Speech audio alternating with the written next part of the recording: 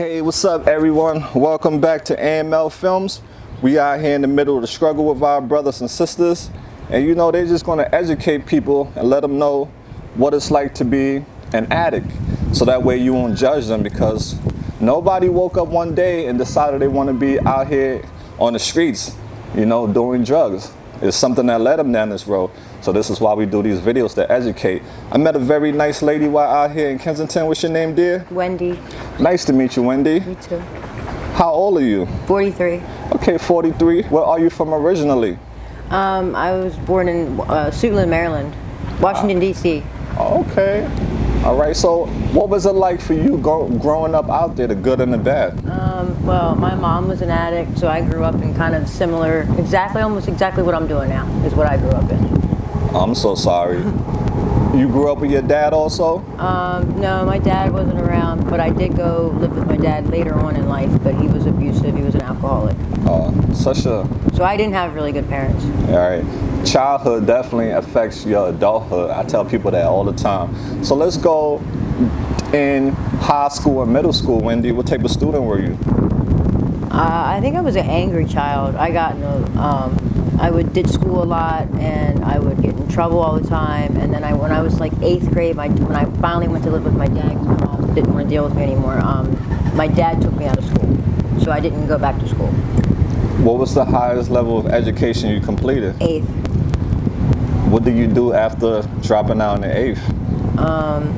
I was taken from my dad after we got pulled over, him hitting me, and then I went from foster home to foster home. I just ran away from every foster home I was in, group homes. Then they put me in juvenile detention center until I was about 18. I don't know. I've just been like constantly on the go my whole life, I guess you could say. Yeah, you're such a strong person, Wendy, to still be alive after all those things that you have gone through. You are a survivor, and your story is definitely going to help other people know that it's their survival guide to get out of whatever nightmare they're going through. Right. So let's talk about favorite childhood memories. Do you have any? No, I could honestly say I don't. Yeah, that's and that's sad, I know, right? I can honestly say, because somebody asked me that before, and I really don't have one. Yeah, I didn't go trick-or-treating until I was an adult. Yeah. Like, I don't have any. That's why I tell people, you know, adults are healing from past trauma, and sometimes that healing is never ending. It's something you got to live with every day, right? One day at a time. Right. So let's move forward. Currently out here in Kensington, what drugs are you struggling with? Heroin, which is now fentanyl. Right. And crack cocaine. Okay. That's a lot of our brothers and sisters battle out here that they're facing. How were you introduced to those drugs? The crack I was introduced through my mom. I smoked that the first time with my mom. And the dope was through my son's father. It was the first time I'd ever done that. So are your parents currently still alive? No, my mom overdosed and my dad died of alcoholism. So you're basically, you have any siblings? I have half brothers and sisters, but I don't know them. So you're basically a loner. Yeah, that's not easy.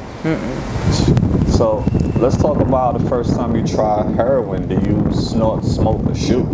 I snorted the first time. Yeah. And then eventually I went to shooting. Understood. And now I'm smoking, because every time I shoot it now I die. So now I'm smoking, yeah. It's the littlest amount, it just kept taking me out. What's the difference, can you tell us, between the two, smoking and shooting?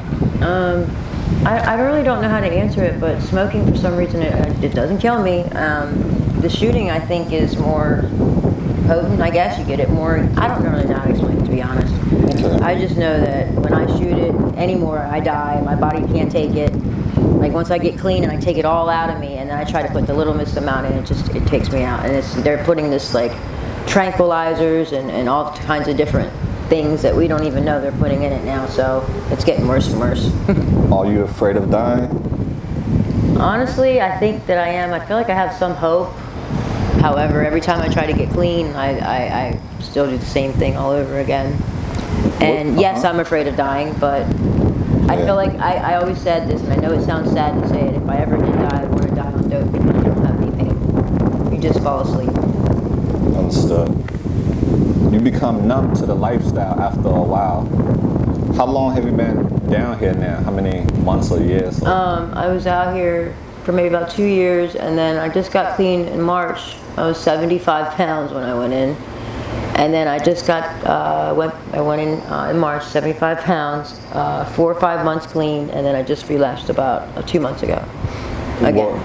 And I really wanted it that time. It's like every time I really want it, but it's just I don't know how to get past something. I don't know. What are some of your triggers? It's just a lot of things. Yeah. Life on life's terms is hard. I don't even know how to be an adult. I was never shown how to be an adult. Yeah. I don't know how to be a mom. You have kids? Yeah, 4. Oh, you're gonna make me cry. Oh, I'm so sorry. All right, we can skip the kids, all right, because I don't want you to get into your. I know it's the lifestyle out here. A lot of people judge us because of what they see. Yeah, but when they don't understand. Why can't you just stop? It's not that easy. I wish it was that easy. Right. See, our sister crying. Because I would have been stopped. Yeah. So many of our brothers and sisters would if they could, but it's a tug of war. Okay, so now, what would you say you spent on both of those habits, crack and fentanyl? Oh my God, so much money. In a day, I think like, just yesterday I might have spent like $400. Like any given day it could be 80 to 40, but then it could be all the way up to 1,000. You never know what's going to happen in a day for me. So basically, the more you get, the more money you get, the more you use. Yeah, basically, pretty right? Much, yeah. How do you support your habit? How you get this money? Well, when I first came out here, I used to boost and you know, I've tried every other little thing that you can, but now I've been tricking because it's like the easiest. I don't want to do it, but it's the easiest way to get money, the fastest and easiest way, and not have to worry about being sick. Very dangerous doing that. It is dangerous. I mean, what has been your worst dating experience? Well, just the other day I was hit in the head with a gun. So I've had this just past week. I was hit in the head with a gun, and I had to jump out of a car because I asked the guy to pay me, and as soon as he looked at me and he was like, "You're gonna suck my dick. I'm not gonna pay you," and I just jumped out. So like you never know what you're gonna get into, but sometimes it's like when nobody's picking you up and you're just desperate to get money because you don't want to be sick, you go against the red flags and just jump in. Yes, and she's absolutely right. Your mind. The drugs will tell you, say, get me. It don't matter who, that's picking you up.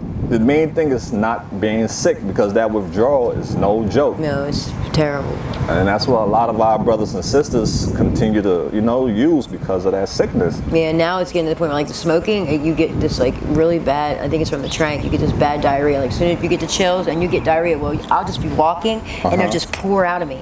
And it's not like you have to go to the bathroom when you have diarrhea and you can make it. It just pours out of you and you can't make it. And it keeps coming and you're like, where is this coming from? It's just, their symptoms are getting worse than it used to be because of whatever they're putting in it now. I don't even know. It's horrible. Definitely it's not like a flu. It's way worse than a flu. It's horrible feeling. I don't know how to explain it. What does it feel like to be an addict for those who don't know? Like a prison you're stuck in and you can't get out of. Yeah, absolutely. So what all have you lost due to your addiction, Wendy? I've lost my kids. I've tried to get my kids are adults now, and I've tried and I was in and out of their lives, trying. Then I relapse again and try again, and I've lost clothes, I've lost cars, I've lost my sanity, I've lost the places to live, people I love that are tired of me being in and out. I've lost pretty much everything. Right. Except your life. Thank God you still got your life. Yeah, I do. Hopefully you'll get the strength one day to finally overcome, because you have done it before. You just need, I guess people, places, and things. Is that a big problem for some people? I mean, yeah, but I really think that like it's hard. The older you get, I feel like the harder it is to get clean because I have so much trauma and I need to deal with like that inner stuff. That's making me sick and mentally like. I don't know how to explain it. So what type of pain are you numbing that you don't want to feel? Depression, like my childhood, things I've went through as an adult. grief, you know what I mean? Like losing people that died, like a lot of things. A lot of things that are just like this one big onion that I need to pull the layers back, and I never do. And it just keeps building more and more to the point where like it's just like I feel like it's getting to the point where like I'm just so damaged, it's like I can't fix it. Yeah. Well, you know one thing, anything that's dirty can be clean. It can be, you right now you a diamond in this rock. You just gotta, you know, you still shining in my eyes. I can still see the beautiful person that you are. It's just that you're just in a tough situation right now and just need people to support you. So do you have any support from friends or family? My boyfriend that I was with out here, he's clean now. He finally just got clean, and he said that he can't get clean anymore. I mean, he can't use anymore because he's going to do state time. So he's been doing really good. I seen him last week, and I've been trying to avoid him because I don't want to bring him down. I don't want him to get high because of me. He's doing really good. He's getting ready to see his kids. That's pretty much all my support. I had my daughter. My daughter was there, but she was the one that took me to rehab in March, and now I feel like I let her down. So now she told me she just needs to back up for me. So I might have lost my daughter. I don't know. We'll be right now, I think the only thing I got is him. I don't really have anybody.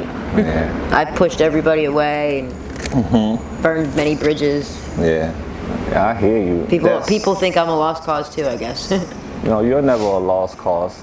You're gonna always be found. It just takes a lot of hard work and not giving up. That's what I can tell you, Wendy. Don't never quit. You know, don't never ever quit, girl. Keep on fighting. So we're almost done. So now, moving forward, out here in Kensington, what is it like being in this environment? It's very loud, very fast paced, and it's. I'll tell you one thing. I'm just gonna say it like this because I don't really know how to say it in so many words. This life is not for the weak. It's a very hard life. It's not for the weak at all. There's people that wouldn't survive 5 minutes in this lifestyle, and some days I don't even know how I get through it, but I guess I am strong. It's a very hard life. How is your mental health out here like? Some days better than others, but I feel like I'm constantly looking over my shoulder. You know, I'm always watching. It's there's never relaxation. It's so fast paced down here. Life is so fast here. Noisy too. How do you stay safe out here? I carry protection on me, and I just try to not screw anybody over and do the right thing so that I don't have anybody after me, you know what I mean? Yeah. I don't know, just try to stay, like I don't come out too late at night and do that. Like I try to get my money by a certain time and then go somewhere so that I'm not out really late because that's when the really crazier guys are out. So I try to make a little bit smarter choices. Good. What's your living status right now? What do you mean? My living status. Yeah. I'm homeless. Like I'll sleep on the trains. I've slept outside. Sometimes I'll go down on the bridge and sleep with a group of people. I usually always run into somebody. I've made a lot of friends out here, like acquaintances that I get high with and run around with. So I'll usually run into somebody when we're all done getting, because then towards the end of the night, everybody looks forward to the end of the day when they've made their money and we can go somewhere and just relax for the night until we have to wake up and do it all over again. Being out here with the people that you hang out with, have you lost a lot of them due to addiction? Yeah, I've lost some people, yeah. I've lost a lot of people, yeah, actually. Since my when I was in my 20s, I've lost a lot of people through It's not easy, right? Definitely a fight that's taking a lot of us out. Yeah. And we just have to keep on educating the ones that behind us so that way they won't fall into this path.